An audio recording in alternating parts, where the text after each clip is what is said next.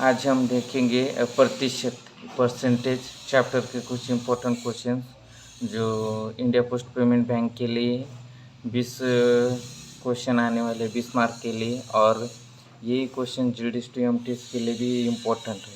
तो देखेंगे आज हम।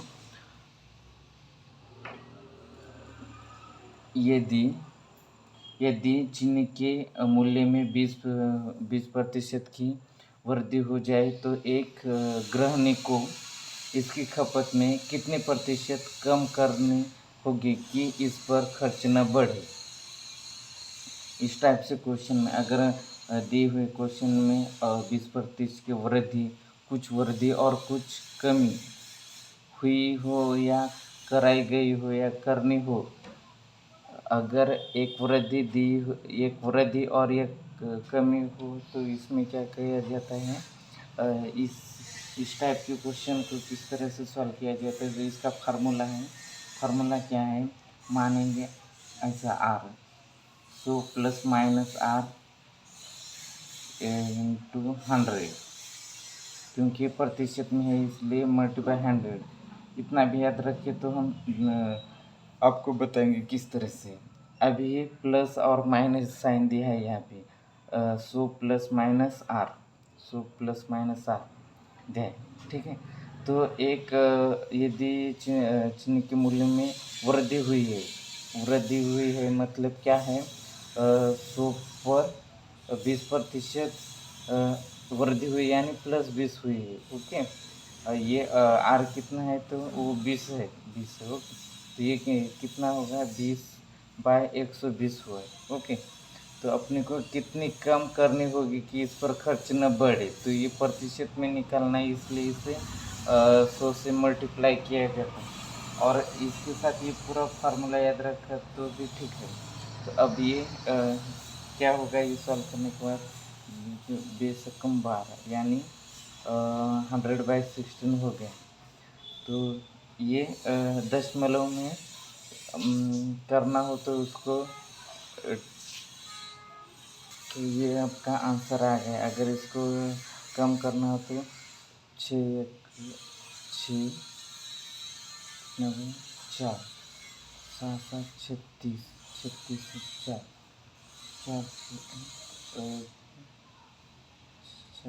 6 यानी ये आगे चल के क्या होगा, ये 3 4 विपरीत 60। तो ये आपका आंसर आ गया इस तरह से। और ये प्रतिशत में इस तरह से इस टाइप के क्वेश्चन सॉल्व करने के हैं। आगे देखें, यदि चीनी के मूल्य में 10% की कमी, यहाँ पे क्या है, कमी होने पर इसकी खपत में कितनी प्रतिशत वृद्धि करनी होगी कि इसके मद में खर्च पर कोई परिवर्तन न हो। कमी होने पर इसकी खपत में कितनी प्रतिशत वृद्धि। यहाँ पे अगर क्वेश्चन में एक कमी दी और वृद्धि पूछी तो ये फार्मूला यूज़ करने का। अगर वृद्धि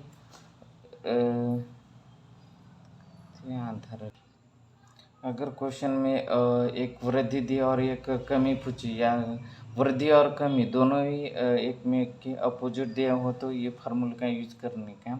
यहाँ पे 10% की कमी दी तो कितने प्रतिशत की वृद्धि, कमी दी और वृद्धि पूछी, इसलिए यही फार्मूला यूज करेंगे। क्या है, प्लस माइनस आर है।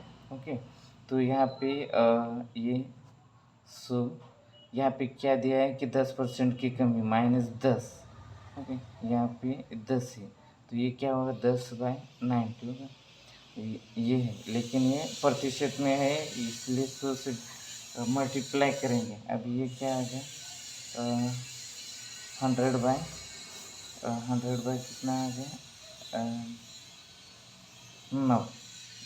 इस तरह से है। तो अभी 9 के 9 यानी 1/9, ये आपका आंसर आएगा। इस तरह से ये क्वेश्चन सॉल्व करेंगे। आगे, सन्नी को एक परीक्षा में उत्तीर्ण होने के लिए 36% अंक प्राप्त करने थे। उसने 24% प्राप्त किए तथा 9 अंकों से अनुत्तीर्ण रहा, तो पूर्णांक ज्ञात कीजिए। एक सनी को एक परीक्षा में उत्तीर्ण होने के लिए परीक्षा में परीक्षा में कुल अंक एक्स थे, उनमें से उत्तीर्ण होने के लिए कितना 60% उत्तीर्ण होने के लिए 60% अंक प्राप्त करने थे। उसने 24% अंक प्राप्त किए। इतना किया तो ये पास की एक्स का 30% अंक लिया होता तो वो पास हुआ होता, लेकिन उसने क्या किया कि एक्स जो अंक है उनमें से 24% अंक लिए, 24% अंक प्राप्त किए तथा वो 9 अंकों से अनुत्तीर्ण हो गया, 9 अंकों से अनुत्तीर्ण हो गया, 9 अंकों से अनुत्तीर्ण हो गया। अगर उसके पास +9 अंक होते तो ये भी पास हुआ होता, मतलब ये पास की कंडीशन है और ये भी पास की कंडीशन है। एक्स का जो अंक थे उनमें से 60% अंक लिए तो भी पास हुआ होता, लेकिन उसने एक्स का 24% अंक प्राप्त किए थे, और अगर उसके पास अगर और 9 अंक होते तो वो भी पास होता था, लेकिन इसलिए ये पास की कंडीशन और ये पास की कंडीशन है सेम है, इसलिए इज इक्वलिटी के सामने लिए यहाँ पे 30x minus 24x, okay 24x is equal to कितना है 9, तो ये कितना आएगा 24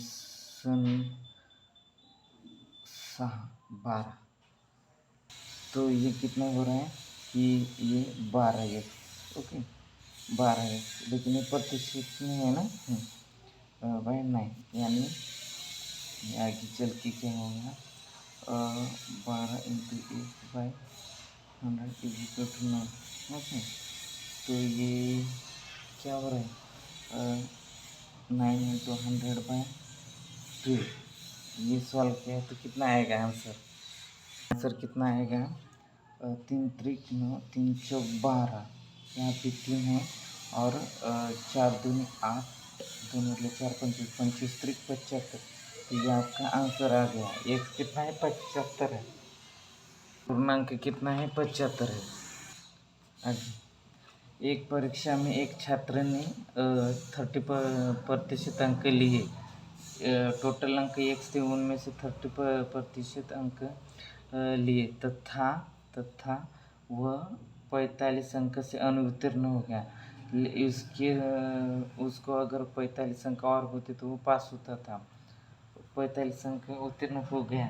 दूसरे छात्र ने क्या किया कि एक्स में से दूसरे छात्र ने 42 अंक लिए, एक्स में से 42% अंक लिए, जो उत्तीर्ण होने के लिए आवश्यक न्यूनतम अंकों से 45 अंक अधिक थे।